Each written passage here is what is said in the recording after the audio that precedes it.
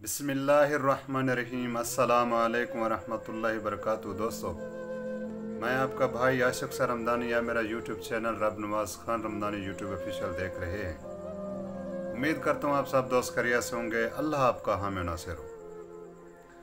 दोस्तों, इंसान सारी ज़िंदगी कमाता रहता है अपने आप को मुश्किल में डालकर दूसरे घर वालों को सुख देने के लिए। उनको सुख देने की कोशिश करता है जो उसके मरने के बाद उसके लिए फातिहा दरूद भी नहीं पढ़ते। दोस्तों, क्योंकि हम अपनी औलाद की, अपनी बच्चों की तरबियत उस तरह से नहीं करते कि हमारे मरने के बाद हमारे बच्चों को ये फ़िक्र हो कि हमें हमारे बाप का हक है कि हम उसके लिए फातिहा दरूद करें। दोस्तों, अल्लाह तबारक व तआला ने कुरान पाक में माल और औलाद को फितना करार दिया है। जिस चीज़ को अल्लाह तबारक व तआला फितना करार दे रहा है, हमें लगाव भी उसी चीज़ से है, माल से है, औलाद से है।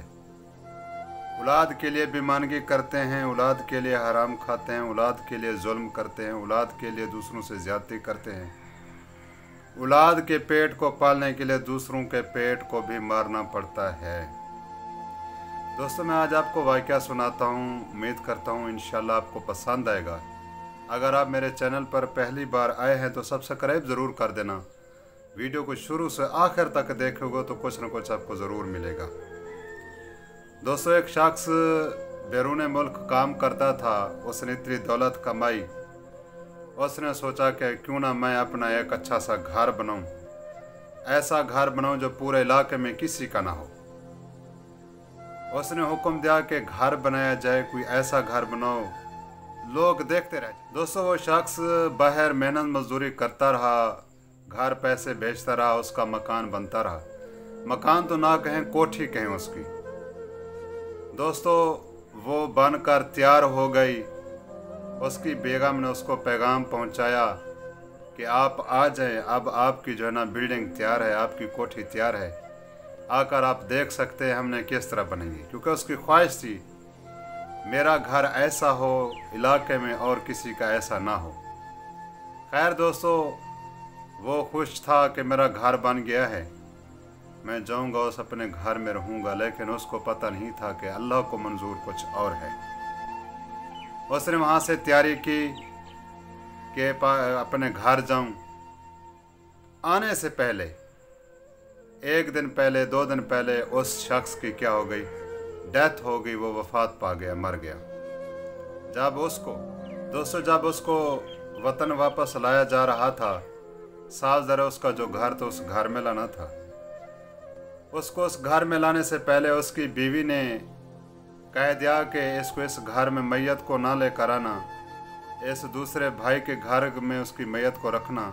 कहते हैं जिस घर में मैयत आ जाए, अगर वो नया हो तो वहाँ पर क्या हो जाती है, वो घर मनहूस हो जाता है, नहूसत आ जाती है उसमें। उसके बीवी और बच्चे क्या हैं, सब एक पाँव पे खड़े हो गए कि हमने मैयत को यहाँ इस घर, नए घर में नहीं आने देना। दोस्तों, लिहाजा उस शख्स को लाया गया। जब लाया गया तो उसके भाई के घर उसको रखा गया, वहाँ उसको गुस्ल दिया गया, बंदोबस्त किया गया। ये आलम है हमारी, यानी कि बीवी और बच्चों की मोहब्बत का, जिनके लिए इंसान सारी ज़िंदगी कमाता रहता है। उनके पेट को पालने के लिए दूसरों के पेट को क्या करता है, काटता है, दूसरों के पेट को मार। जिसने अपनी सारी ज़िंदगी दाव पर लगाकर एक अच्छा सा घर, खूबसूरत घर अपने बीवी बच्चों के लिए बनाया था, वही बीवी बच्चे कह रहे थे कि अब्बे की मैयत को क्या है, इस घर में ना आने दो। जिस घर में मैयत आ जाती है वो घर मनहूस हो जाता है। दोस्तों, मैं आप तमाम दोस्तों से गुजारिश करूंगा, दुनिया के पीछे मत भागो, दुनिया आर्जी है।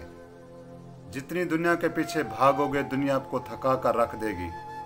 अल्लाह की तरफ रुजू करो, अल्लाह की रज़ा के लिए जो भी काम करो, अल्लाह की रज़ा के लिए करो। जितनी हो सके हिलाल रिज़्क कमाओ, हिलाल के तरीके से अपने बच्चों को खिलाओ। इंशाअल्लाह आपकी औलाद क्या होगी, फरमाबरदार होगी। आपके मरने के बाद आपके लिए कार खैर बनेगी। अगर हिलाल तरीके से नहीं कमाओगे, कार खैर की बजाय वबाले जान बनेगी। दोस्तों, उम्मीद करता हूँ आपको वीडियो ये अच्छी लगी होगी। अगर वीडियो अच्छी लगे लाइक करना, शेयर करना। अगर आप पहली बार मेरे चैनल पर आए हैं तो सब्सक्राइब ज़रूर करना। अगली वीडियो तक अल्लाह हाफिज़।